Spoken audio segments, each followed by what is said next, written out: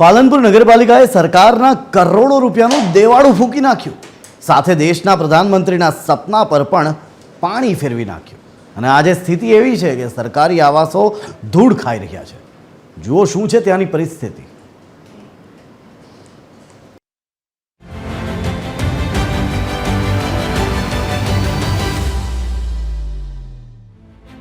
બનાસકાંઠા જિલ્લાનું મુખ્ય મથક પાલનપુર નગરપાલિકાના અણધડ વહીવટનું ઉત્કૃષ્ટ ઉદાહરણ એટલે 9 વર્ષથી તૈયાર થઈને ધૂળ ખાઈ રહેલા સરકારી આવાસ.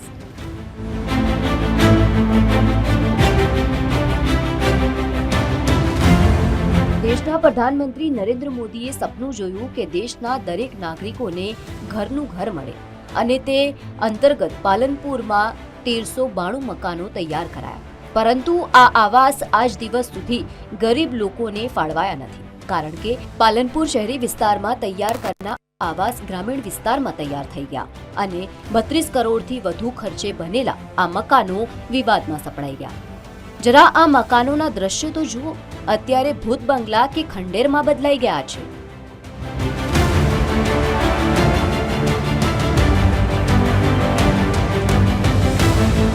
વહીવટની અંદર સર્વે નંબર 130ની 128 29 હરિપુરાનો સર્વે નંબર અને એના નંબર ગ્રાન્ટ મંજૂર થઈ, એના ઉપર વર્ક ઓર્ડર મળ્યા, એજન્સીએ વર્ક ઓર્ડર એ નંબર ઉપર મુજબ મળ્યા અને મારી જાણકારી મુજબ જે છે ખાતરી કરી લેજો કે એની અંદર નગરપાલિકાના ચૂકવણા પણ એ સર્વે નંબર પર એજન્સીને આપવામાં આવ્યા છે. તો એ બધું એટલું બધું રેકર્ડ હોવા છતાં પણ આ કેવી રીતે ચાલ્યું છે અને એના માટે કેમ કોઈ કરતો નથી, અને એ થયું તે ભલે થયું પણ એ આવાસ યોજનાનો લાભ લોકોને મળ્યો નથી અને સરકારના પૈસા પાણીમાં ગયા છે.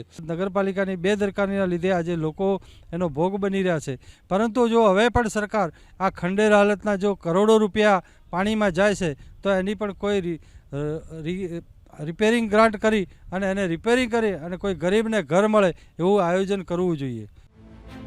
વર્ષ 2016માં ભ્રષ્ટ સત્તાધીશોએ ગંદા પાણીના નિકાલ માટે ફાળવેલી જગ્યા પર આ મકાનો ખડકી દીધા. પરિણામે સમગ્ર આવાસ યોજના વિવાદમાં સપડાઈ. 9 વર્ષમાં 5 ચીફ ઓફિસર પણ બદલાઈ ગયા, પરંતુ આજ દિવસ સુધી આનો ઉકેલ શોધી શક્યા નથી કે પછી રસ લેવામાં આવ્યો નથી. અને જ્યારે પણ સવાલ કરવામાં આવે છે તો કાયદાકીય પ્રક્રિયાનો અટપટો જવાબ મળે છે.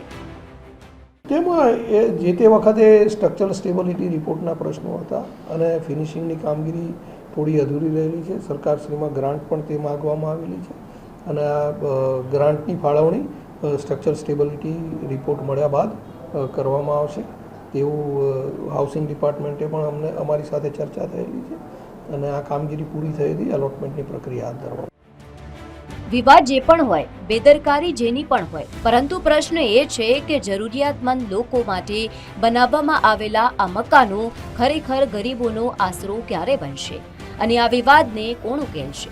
TV 13 ગુજરાતી માટે વિક્રમ ઠાકુરનો રિપોર્ટ, પાલનપુર, બનાસકાંઠા.